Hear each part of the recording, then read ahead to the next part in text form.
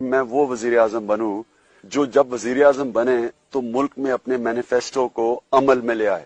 وہ وزیر اعظم نہ بنے جس کے ہاتھ بندھے ہوں, پیچھے اسٹیبلشمنٹ بیٹھی ہو, وہ ڈکٹیشن دے رہی ہو, ایجنسیز ملک چلا رہی ہوں اور میں ایک پتلا بیٹھا ہوں. میں وجہ یہ بتا رہا ہوں کہ آپ کے پاس یہ ایکسکیوز نہیں ہوتا کہ جب آپ ڈیلیور نہ کریں تو کہ جی مجھے اس نے نہیں کرنے دیا یا اس نے نہیں کرنے دیا. آپ کو جب آپ کی ذمہ داری ہوتی ہے, جب آپ ملک کے پرائم منسٹر بنتے ہیں, آپ نے ڈیلیور کرنا ہے. اگر کوئی ادارہ آپ کے ساتھ نہیں چل رہا, آپ اس کو کسی آرمی چیف کو اٹیک کرنا, فوج کے اندر ایک ری ایکشن آتا ہے. یہ جنرل باجوہ ایک سلجھے ہوئے آدمی ہے, ایک وہ اس کے اندر ٹھہرا ہوا ہے, اس لیے وہ برداشت کر رہے ہیں.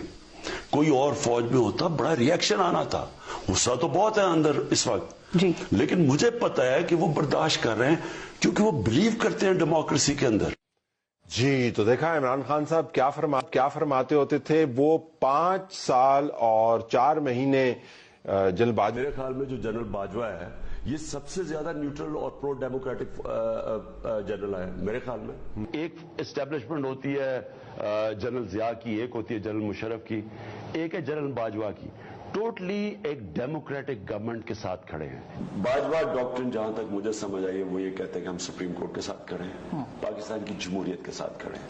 یہ جنرل باجوہ ایک سلجھے ہوئے آدمی ہے, ایک وہ اس کے اندر ٹھہرا ہوا ہے, اس لیے وہ برداشت کر رہے ہیں. میں جنرل باجوہ آپ کو بھی داد دیتا ہوں کہ آرمی بیک گراؤنڈ سے ہوتے ہوئے جتنا آپ ایمفسس تعلیم پہ دیتے ہیں, میں یہ بڑی اس کے لیے بھی میں آپ کو خراج تحسین پیش کرتا ہوں.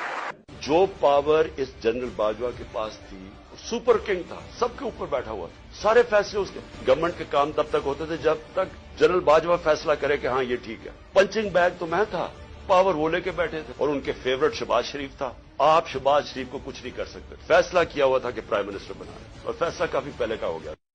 میں وجہ لیکن ہمارے ہاتھ بندھے ہوئے تھے, کولیشن پارٹنرز تھے, بلیک مین ہوتے تھے. بل اپنے بجٹ پاس کروانا ہے تو منتیں کرنی پڑتی تھی. ہمیں اپنی ایجنسیز کو کہنا پڑتا تھا کہ ان کو لے کے آؤ اسمبلی میں ووٹ کرانے کے لیے. عذاب سے